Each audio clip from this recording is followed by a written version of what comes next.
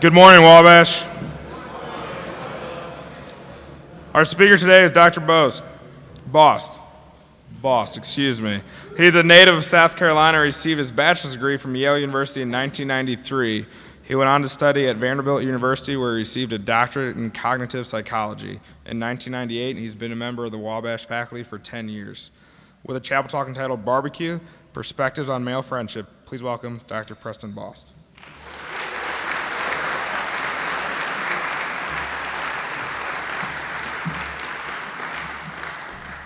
Thank you, and thank you all for coming. I think a quirky title like mine demands an early punchline, so I'll start there, and in doing so, I turn to a text that many, fortunately, still regard as a universal source of wisdom, one that closely observes the human condition, one that promotes a full and happy life in those who digest it for a few minutes daily and attend carefully to its precepts, the comics page.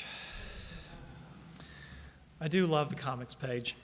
It has been for me an endless wellspring of insight, delivered with a ruthless efficiency that puts a finger precisely on the issues that I encounter in my personal and professional lives. And it never grows stale, because there's a comic strip for every season of life. As a kid on the social margins, wrestling with the vexing challenges of childhood, I commiserated with Charlie Brown. As an independence-seeking adolescent, I found my way to the random, no-boundaries goofiness of the far side. As a young adult honing his political awareness, I devoured the exploits of Opus the Penguin in the satirical and left-leaning Bloom County. Fair companions all, but they have been supplanted. I'm happily married for 10 years now. I have a 6-year-old daughter in the first grade. I have a mortgage on a house filled with brightly colored plastic toys. And despite swearing up one side and down the other that I would never subject myself to such a cruel fate, I own a minivan.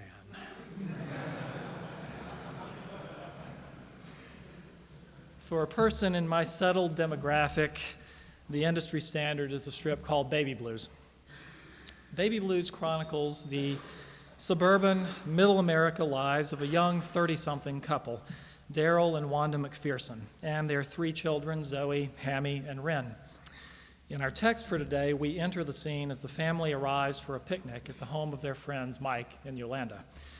The panels tell the story largely without words and depict a standard get-together. The children race around. Wanda and Yolanda chat as they prepare the table. Daryl and Mike hang out, where else, by the grill. The family sit down to enjoy a summer evening's meal together.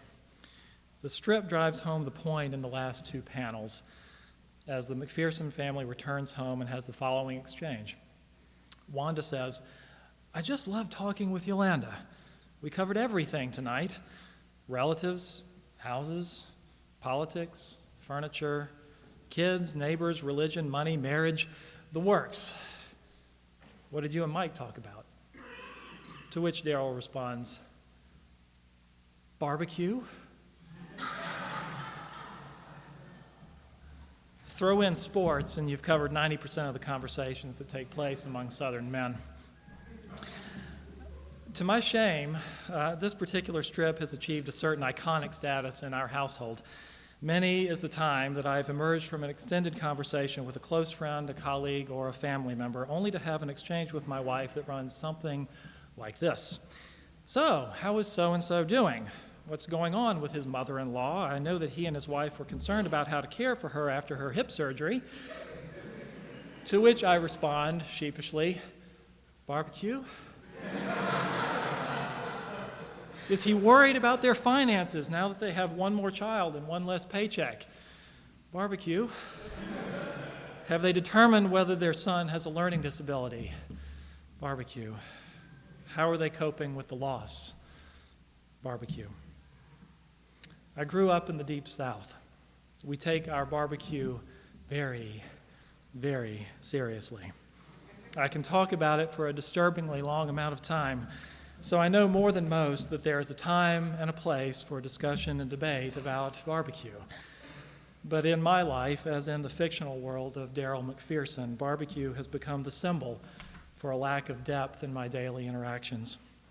I have revealed myself to be somewhat like another famous comic strip character, Dilbert, who in one strip sits down to a meeting and triumphantly announces, "I got the latest numbers from Yvonne." The response from his colleague, not "good job," not "finally," not "so how do they look," but rather this, "How's Yvonne doing with the sextuplets now that her house burned down and she had shoulder surgery?" Dilbert's bewildered answer, "It didn't come up." Or in my words, barbecue. The psychology of sex differences is, to put it mildly, touchy. It is difficult to do the research well, and even the good work is routinely misunderstood and misused, especially when media outlets truncate nuanced professional writing to 8 inches of text. Plus, there is such a long and shameful history of using real or perceived differences to discriminate against women that the Academy now struggles, I think, to talk intelligently about the psychology of gender.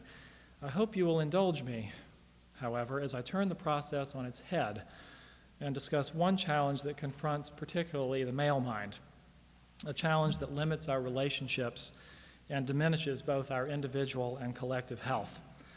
Along the way, I hope you will understand the spirit in which I offer my comments, not as a criticism of Wabash, but as a frank confrontation of one reality of what it means to be a college for men.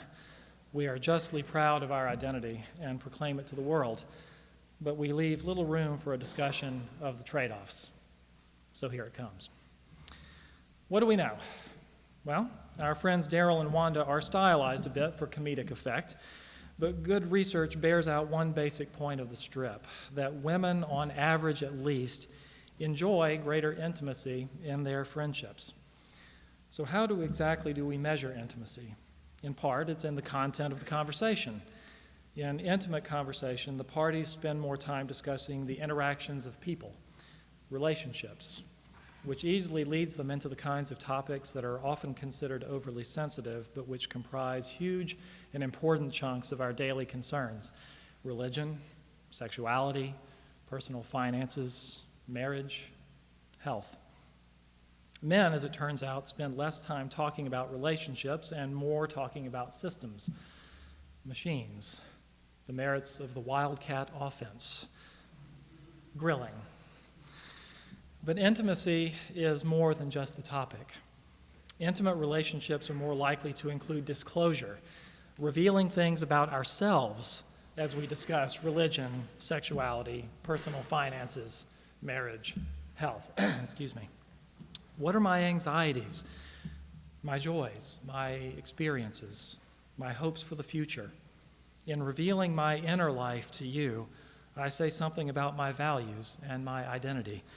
And perhaps even more importantly, I also say something about how I value and trust you. Men, as it turns out, disclose less. But there is more to intimacy even beyond disclosure. Women maintain eye contact with their conversation partners more than men do, a sex difference that stretches all the way back to infancy. The gazes of male conversation partners meet less often, traveling instead off to the side, over their partner's shoulder, or toward the ground. The implications? First, a wandering gaze sends a signal to your conversation partner, however indirectly, that your priorities are elsewhere. Many are the men who have unintentionally given their partners offense in this way. Second, if your eyes are somewhere else, they are not on some of the most important cues that communicate that person's internal states. Their eyes, for instance, and the other nuances of facial expression that are hot-wired to our emotions.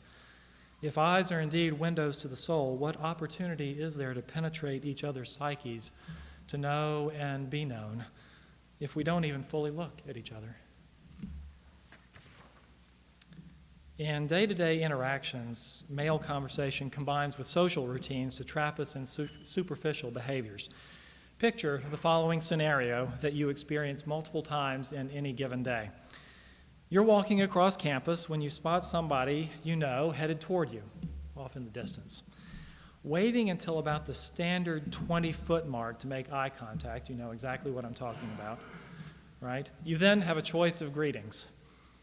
You could choose the standard, typically delivered without even breaking stride. How are you? Fine. How are you? Fine. Good. Or if that's a few too many syllables for you, you could go with the even more detached head nod, served with or without the side order of a one-syllable greeting. Sup.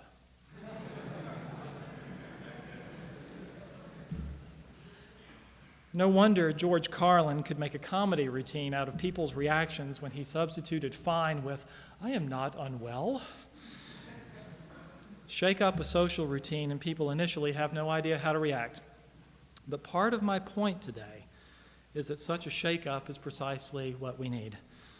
Otherwise, we invite typical male communication patterns and social routine to create impenetrable identities, stale relationships, in a community that cannot properly diagnose or heal itself. But there is still more. On average, men have less of one critical relationship ingredient: empathy. Empathy is one part cognitive, consisting in the ability to recognize the internal states of another person. It is also one part emotional, consisting in an appropriate emotional response to that person, signaling that you understand, appreciate, and even to some degree experience what they are experiencing inside. Empathy is what causes me to interpret someone's joke as teasing rather than hostility, to wince reflexively when another person is injured, to shut up when my conversation partner is bored, to laugh when they laugh, and weep when they weep. It's about reading the outward signals of a person's internal emotional and cognitive state and responding according to their needs as an act of maintaining the relationship. This particular distinction between men and women captures so much of the research on sex differences that one prominent scholar on the topic of autism has provocatively labeled it the essential difference between the sexes. And the less empathy you have, the greater becomes the gulf between you and the other members of your community. The greater becomes the potential for confusion, fracture, and hostility. It's time, I think, for a quick disclaimer. These differences in intimacy and empathy are not remotely categorical. In statistical terms, the distributions are overlapping, which is a way of saying that a great many men are more intimate and empathetic than most women, and a great many women are more intimate and empathetic than most men. So let me be clear, if I haven't been already, that there is nothing here that would justify stereotyping or otherwise limiting a particular person. But what we should think about is the long run. We have roughly 900 students, making for many thousands of person-to-person interactions in any given day. The vast majority of these will take place exclusively between males, making for a reduced chance of what I would call a deep connection.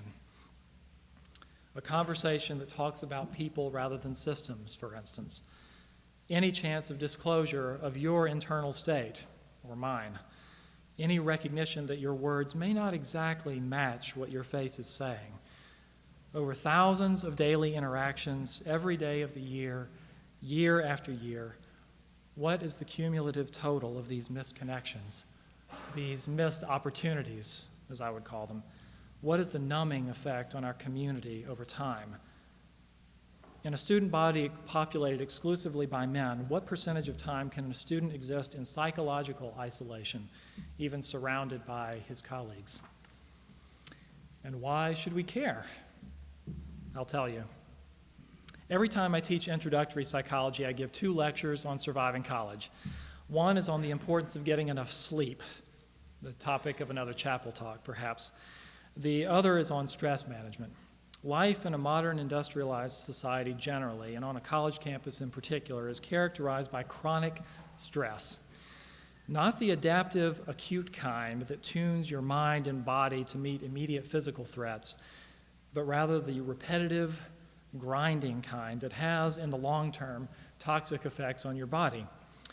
Impaired immune system functioning, high cholesterol, high blood pressure, heart disease, death. Aren't you glad you came today? But the good news is that we can limit our exposure to these consequences. The faculty, I suppose, could stop giving you so much work to do. That's one option.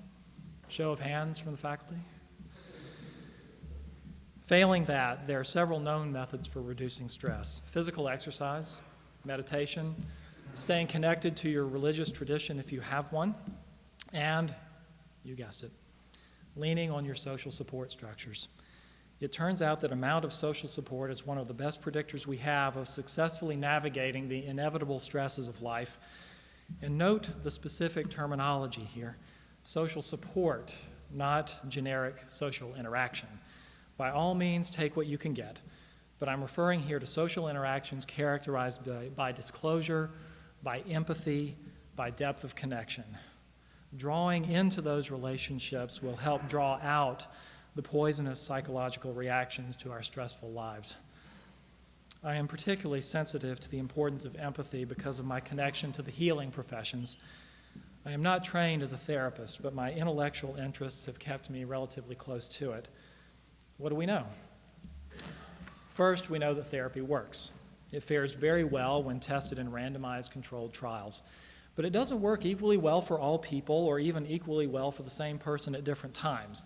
So what factors best predict when therapy will work? Surprisingly, it isn't the therapist's credentials, number of years of training, number of years of practice, or specific theoretical orientation that pops out of the analysis. What does? The empathetic connection, the extent to which the client appreciates that they are understood and valued by the therapist.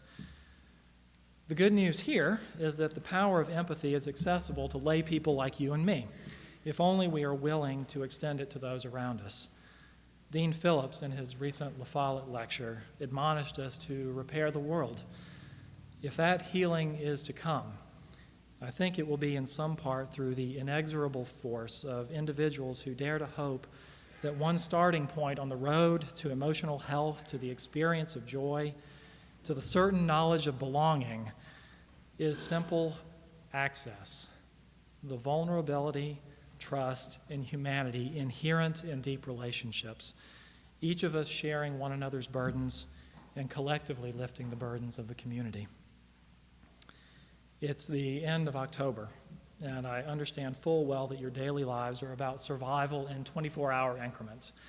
There is little time to ponder your long-term health, much less grandiose visions of healing the world. I spend a significant fraction of my time poring over a task list, so I understand. But if for no other reason, reflect on what I say because you love Wabash. Loving Wabash means loving its people, and its people have had a difficult year. Talk to the faculty and staff who have lived in anxiety over their jobs or their colleagues' jobs. Talk to the members of the administration who have lost sleep over agonizing choices. Talk to the students whose parents are now unemployed and who wonder if they can afford to stay here. Talk to the members of our community who are still mourning the loss of a friend or a colleague. The meat of deep relationships, intimacy, disclosure, trust, empathy, is no longer a luxury, if it ever was. We can't afford to say that it didn't come up. And we can't simply compartmentalize this sort of intimacy into our romantic relationships, for that is not the kind of place that Wabash is. For years, I've been told and have told countless others that we are a community. I believe that as strongly as ever, but I also believe, in the words of a former pastor of mine, that we are a fellowship of strugglers, even on our best days. And I believe that we can better attain our vision of humane living and heal ourselves if we confront the ways in which superficiality limits how perfect our union can be. Please don't mistake my meaning. I'm not suggesting that you invade anyone's privacy or allow them to invade yours. And I'm not suggesting a fundamental change in your male identity or of our identity as a college for men. And if you dare transform my words into some bizarre absolute about how women are feelers and men are thinkers, I will probably have to hunt you down. What I am suggesting is that we're more aware of the opportunities for growth in our relationships. I am also reminding you, gently, that among the few certain things in this world is the person sitting next to you at this moment. And as I close, I invite you to consider what you know about that person: his hobbies, his sporting achievements, his accomplishments on Halo 3. You can do better.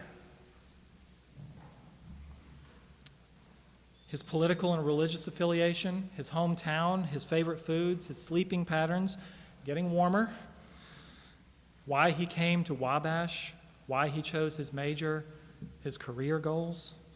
All good. But what else? Do you really understand him?